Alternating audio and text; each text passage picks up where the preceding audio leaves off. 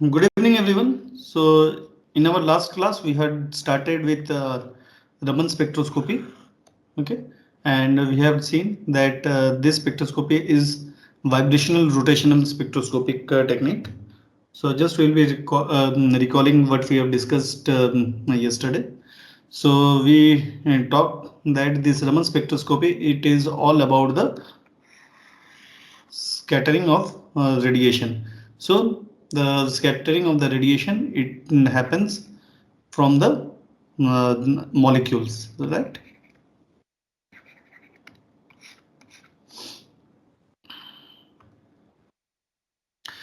Now we also discussed that the scattering of the radiation it may be either elastic collision due to the elastic collision, sorry, okay, or due to the inelastic collision, okay.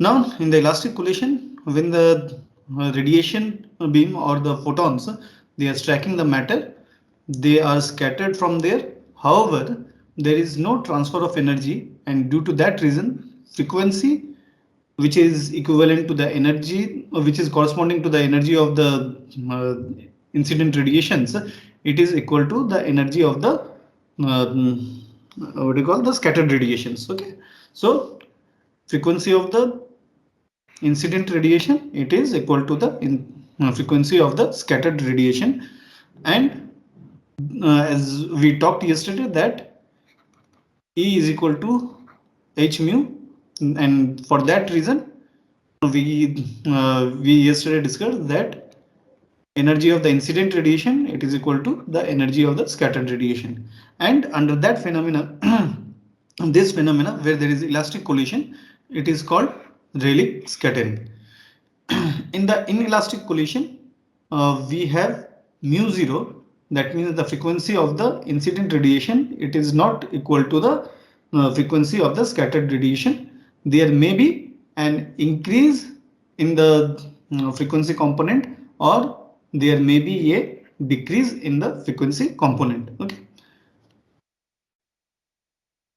Then, in the case of the the inelastic scattering, there were two conditions. The first condition is when mu zero, the fundamental frequency, or the this Rayleigh scattering frequency, it is greater than the this frequency of the scattered radiation. Under that condition, it is called Stokes line, and the delta mu it is given by mu 0 minus mu s, and this corresponds to the energy levels, the differences in the energy levels.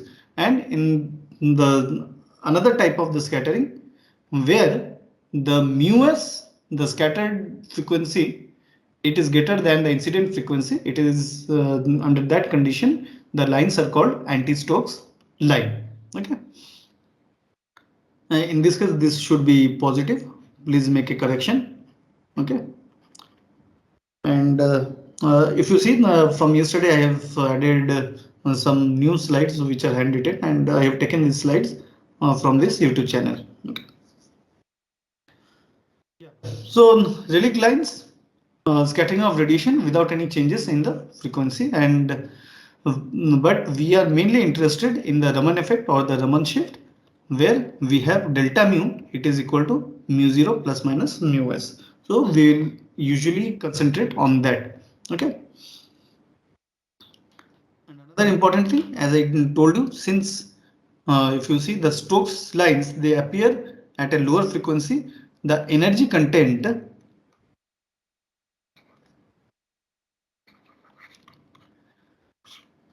it is lower. Okay. So this is the graph. This kind of graph you will see in the case of Raman spectroscopy. Right. Now there is an important term which is called polarizability. So the Raman active compounds, they show polarizability. Okay.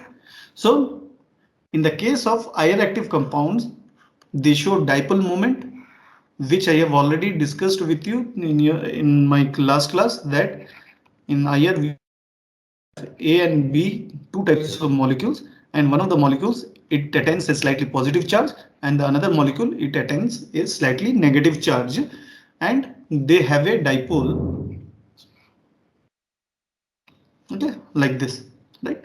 Now the molecules which are having dipole moment, they are IR active, and they are not IR and they are not, sorry, they are not Raman active. So among these categories we have HCl, HBr, HI. These are some of the common compounds which are Raman inactive, but they are IR active. Okay. On the other hand, we also discussed that homonuclear molecules like HH, if you put it in a this in an external field, electric field, then it can attain some polarization. Okay. Now that is called the polarizability. If you place a molecule within an electric field and it shows the polarization or the development of some charges onto the molecules, they are called polarizability. That is called, that phenomena is called polarization. Okay. So homonuclear molecules like H2, O2, N2, Cl2 and Br2, they are Raman active, however they are IR inactive. Okay. For Raman active, atom must show isotropic polarizability. However, the molecule must show an isotropic polarization. Okay, so you should keep this in mind. For an atom, if it is an atom, then it should show isotropic polarizability, whereas in the molecule it should show anisotropic polarizability. Okay. This is a new concept which or a new information which I have added. So please take a note of this one. We have again discussed about this. So if you see why the Stokes lines, they have lower energy, because if you see from the ground zero level, it goes to the virtual energy state, and from there it does not come back to the zero level. Okay, it comes back to a level which is higher than the zero level, and hence there is some retention of energy, and due to the retention of energy, the energy which is being radiated, it is having lower energy content, and hence the Stokes line, they have lower energy content. Okay, whereas in the anti-Stokes line, the molecule, it goes to the higher energy level by absorbing some infrared radiations, and while it is coming down, whatever the energy it has gained, whether through the incident radiation or through the infrared absorption, they emit all the radiations, and due to this, the energy content in the anti-Stokes radiation, it is high. Okay. And here we have discussed that the Raman spectroscopy, it is sensitive to homonuclear molecular bonds, right? Now the Raman shift, it depends on the nature of the molecule, the concentration of the substance, and there is a temperature effect. In the temperature effect, at a room temperature, it has been seen that more Stokes transitions are observed, whereas at higher temperatures, you can see more number of anti-Stokes transitions. Sir. Okay. Then we have discussed about the schematic representation of a typical conventional Raman spectroscope. We had discussed that there is a laser source, then there is a lens which will make the light incident on the sample, and from there whatever the light is there, it is passed through the filter. Now this filter, it is a notch filter. Okay, what this notch filter will do, this notch filter will block the wavelengths of the laser which we are with which we are making the sample, what you call, with which we are what you call, incidentating the samples. Okay, so it will block the laser wavelength, laser light wavelengths.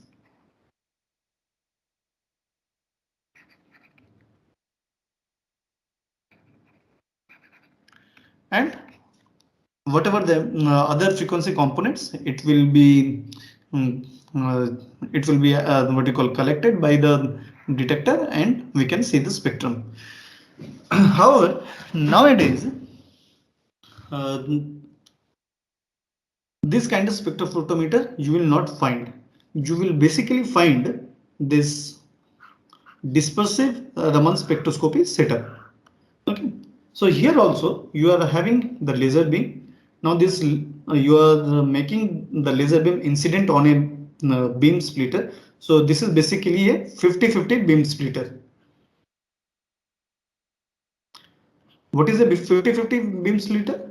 What it would do, it would transmit 50% of the laser beam in a straight way, and it will reflect 50% of the laser beam onto the sample. Now after coming over here, it will strike the laser light, it will strike the sample, and the information from here, it will go up. I will use a different color pen.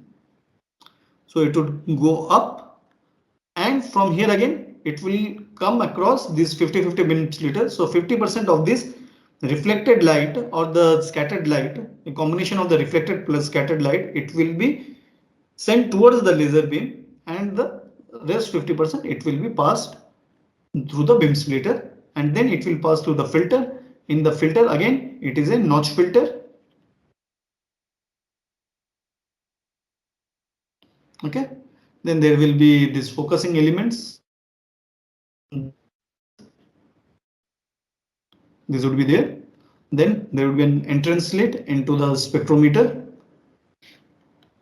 Then it would go on the reflecting mirrors and all these things. From the then it will be made incident onto a grating, which will help in the spectral decomposition. So over here we are having the spectral decomposition.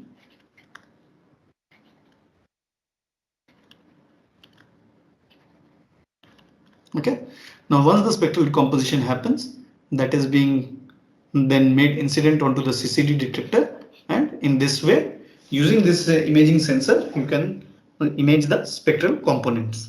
Okay, what are the different types of laser source?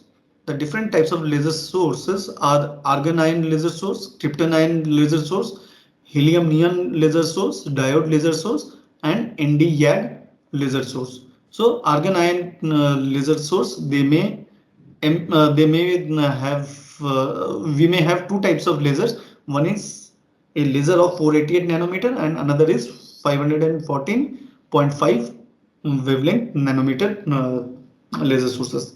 Krypton ion, similarly, we can have two wavelength laser sources, 530.9 and 647.1 nanometer wavelength laser sources. Helium neon, sorry, it is 632.8 nanometer laser source. Then diode, this 785 and 830 nanometer laser source can be designed using the diode laser source. And lastly, we have ND-YAG 1064 nanometer laser source. Okay. Now, among these, this diode and ND-YAG lasers, they have they generate a lot of heat energy, because this 1064, it is in the range of near infrared. Similarly, these 830 and 785, there this 830, it is in the NIR region, and this 785 nanometer wavelength, it is in the visible region, but it is very close to the NIR region. So there is close to NIR region. So in good amount of heat is being generated while you are incidenting the light using this laser source. Okay. So these two types of laser source are basically used when you have a sample which is fluorescent in nature.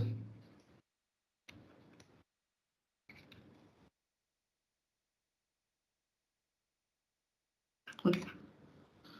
Which are fluorescent in nature. So in that case, we use these two type of lasers, and we also have to make sure, even though it is fluorescent, and if you are using this high wavelength laser sources, you have to keep in mind whether the samples are thermostable or not.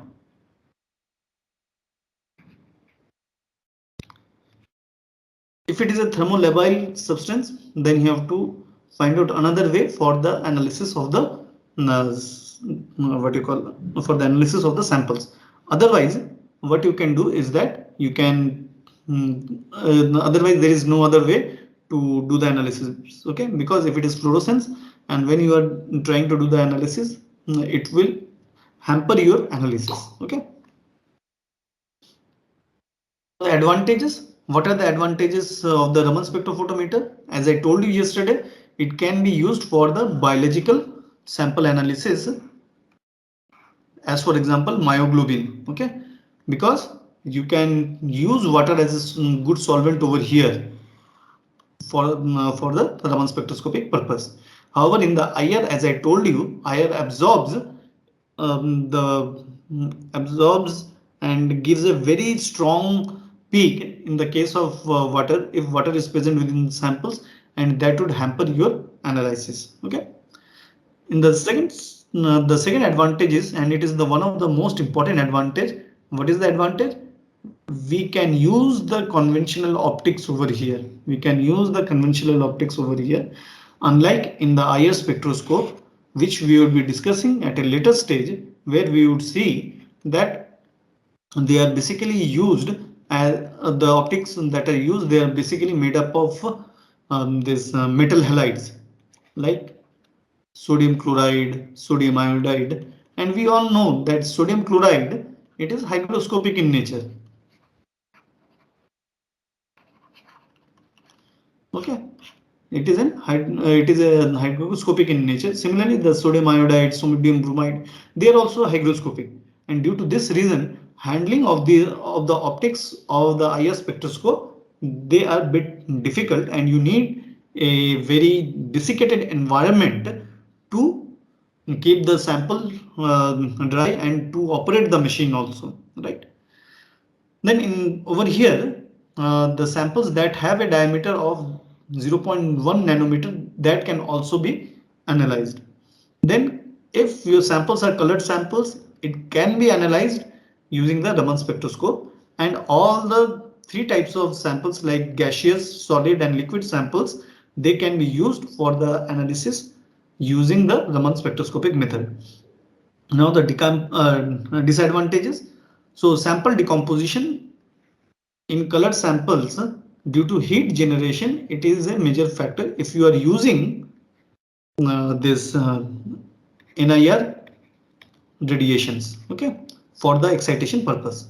And secondly, as I also told, if you are having this sample fluorescence, then this fluorescence, it will interfere with the what do you call this spectrum, this Raman spectrum, and the your analysis will be hampered to a great extent. Now, application, you can look into the compound distribution. That means if you are given with a sample of some milk powder, now if you want to know whether this milk powder has been contaminated with some other adulterant, you will be able to find out the difference. How? Because this milk powder, it will be showing some specific Stokes or anti-Stokes line. However, if the adulterants are present, you will be getting that additional lines, they are coming in the spectra, and from there you can find out whether there are any adulterant or not within the given mixture. Okay. Then blend uniformity. From if you are making say a large number say a mixture which is which have been made for say you have made a blend you have made a mixture of 100 kg. Okay, so how do you find out whether the mixture is uniform or the homogeneous throughout this 100 kg batch? You don't know. So what you can do, you can take 5 to 10 number of samples from this 100 kg batch, and then you can do the Raman analysis, and you can look into that whether the spectra, whatever you are getting, it is having similar kind of spectra or not. If there is any deviation, that means the mixing has not been done properly. So high throughput scanning, this Raman scattering, it is a very quick process. So you can go for high throughput scanning over there. Then you can go for the detection of the API concentration. Okay. So what is the strength of the intensity of the Raman spectra? You can find out, and we will see how does a Raman spectra look like a few moments later. Then powder content and purity, it is similar to the compound distribution. Then raw material verification. Suppose if you are starting with this milk powder, whether it is having only the milk powder or not, you can look into the spectrum and you can tell, yeah, it is there. Then you must be knowing polymorphic forms. The polymorphic forms may be in fats, okay, it may be in certain crystals and all these things. So over there you can identify the polymorphic forms, because these polymorphic forms, they will show different type of spectra. Then we can also look into the crystallinity.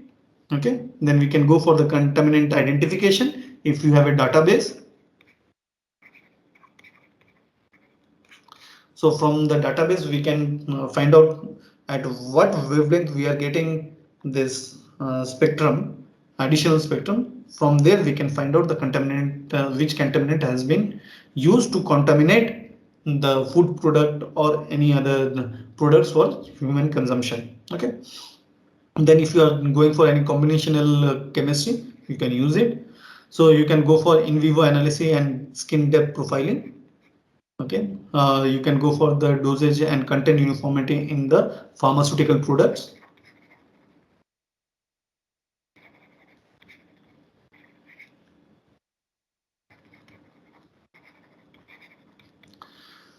Then you can use for the analysis of single wall carbon nanotubes.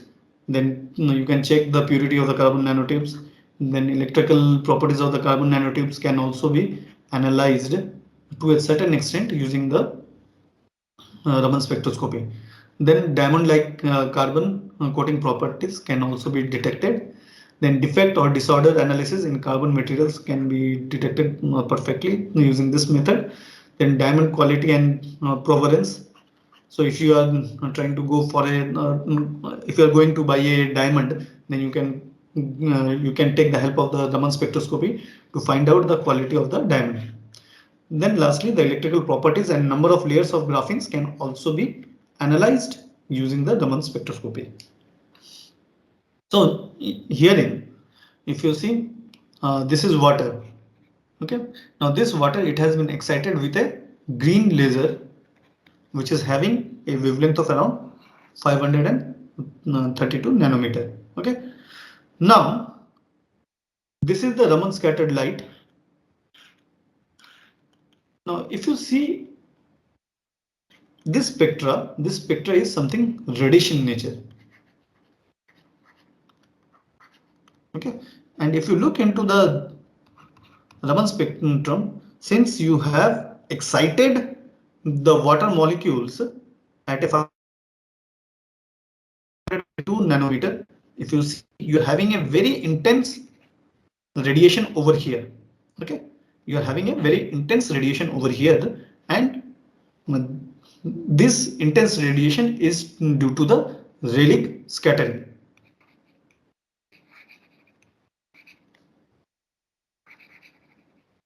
which is a strong scattering.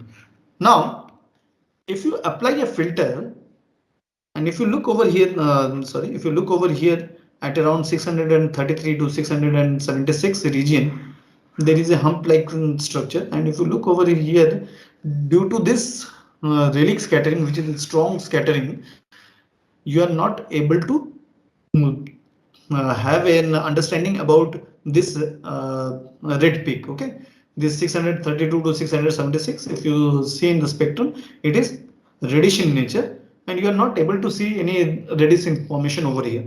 However, when you apply a band stop filter on a notch filter to stop this 532 nanometer, so if you see the band stop filter or the notch filter, it has significantly reduced the intensity of the 532 nanometer relic scattering. Okay, and if you see this peak, it has now been zoomed over here and you can see there is a reddish color information over here, and due to that reason you are getting a reddish information over here. So this is just a crude technique to show the spectrum of the what you call this that the Raman scattering. How does the Raman scattering it works? Okay, and this images I have taken from this YouTube channel, so you can just go and look into the video. It is a very nice video, so you can go and check the video over there. Okay.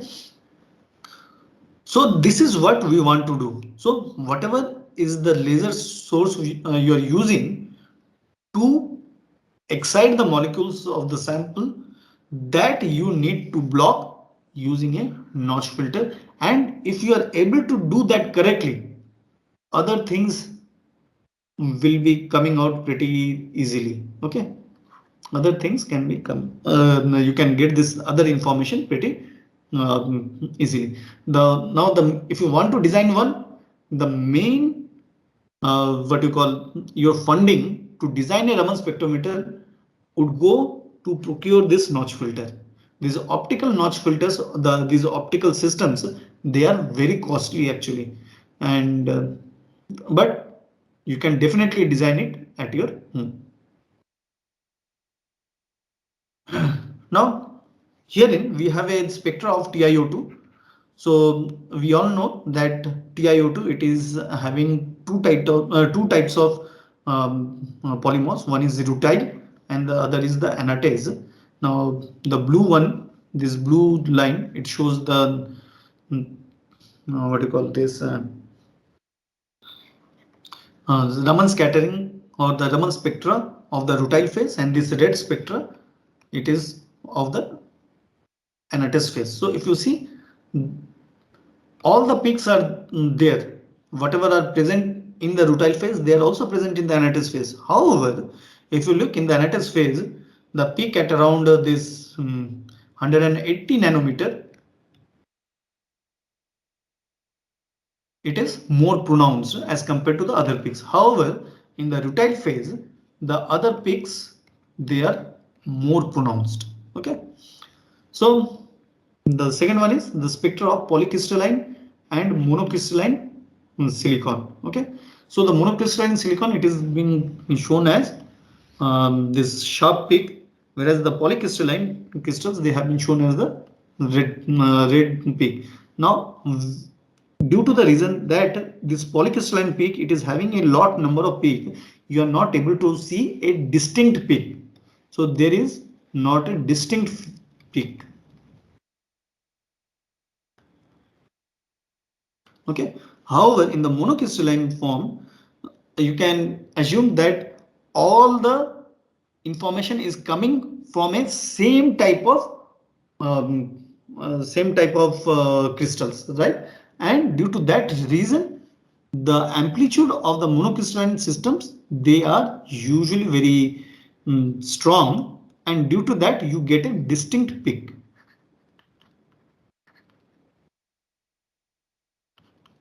Okay. Now, if you go for the hyperspectral Raman imaging, so what is a hyperspectral Raman imaging? What is hyperspectral imaging? Can anyone tell me?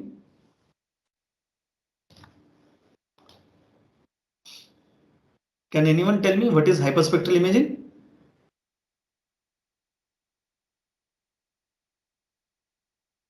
Hyperspectral imaging is a condition. Suppose you are having this sample and you are having an imaging system over here.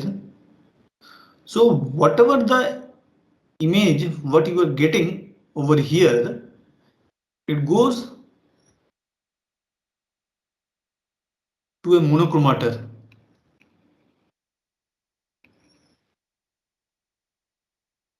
Okay, so what it does, if you take this image,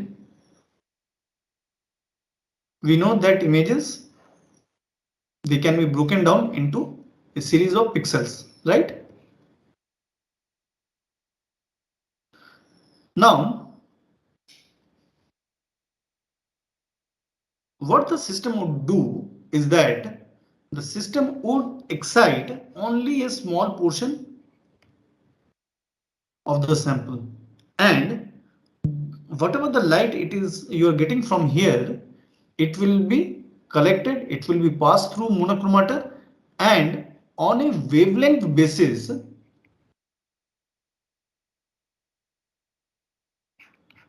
it will be registered. Suppose if you want to store it in three formats, say red, green and blue RGB color format, if you see in most of the cases it has been done in that way.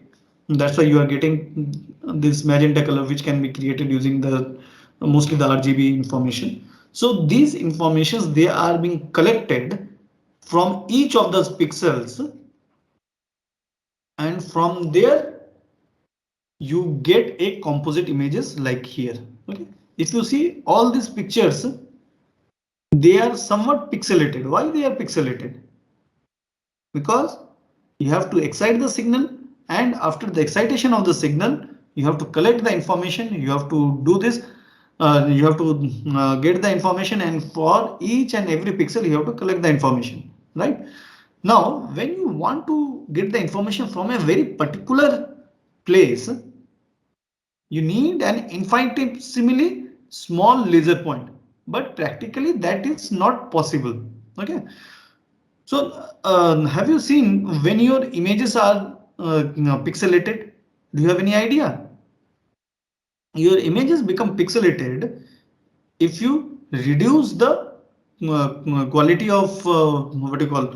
Suppose if you see if you talk about the 5 megapixel camera, if you go from 5 megapixel camera to 1 megapixel camera, so what happens? So suppose your sensor length is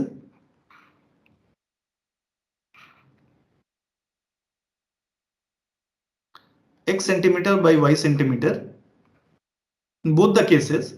So what is happening? In 5 megapixel means when you multiply this x multiply by y, you would get 5 into 10 to the power 6 megapixels. Okay, so that means the number of pixels would be much higher. Okay, so you can say the step size, if you talk about here, the step size in the X would be much smaller in 5 megapixel as compared to the 1 megapixel. Okay. Now the thing is that when you're incidentating a laser beam, it is having its own weight.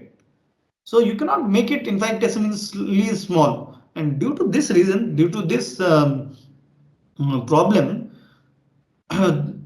it becomes the limitation in the this Raman imaging systems. Okay. However, it can give you a relatively good information about what are the different phases which are present within the system. And you can get information about the polymorph. You can get information of the crystal orientations. Okay, how the crystals are being arranged within a given system, and then lastly, you can get the stoichiometric changes. Okay, so how the chemical composition is varying within a given mixture. This I conclude this chapter. If you have any questions, we can discuss. No? Okay, then we'll stop over here.